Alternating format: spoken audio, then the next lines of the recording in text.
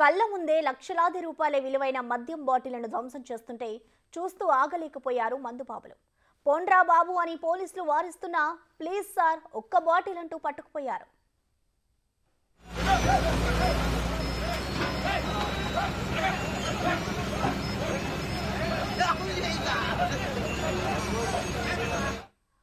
పలు కేసుల్లో పట్టుకున్న మద్యం సీసాలు ధ్వంసం చేశారు గుంటూరు పోలీసులు. ఆ సమయంలో ఈ ఘటన చోటు చేసుకుంది. గుంటూరు నల్ల చెరువు డంపింగ్ యార్డులో బుల్డోజర్తో ధ్వంసం చేసినట్లు ఎస్పీ చెప్పారు.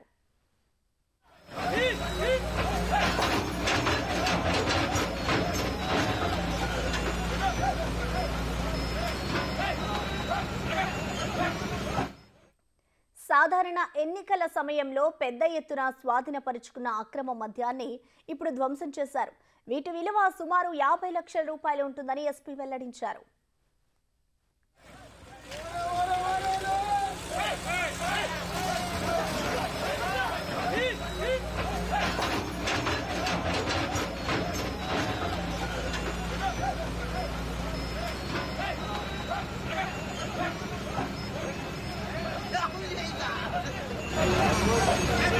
Gracias.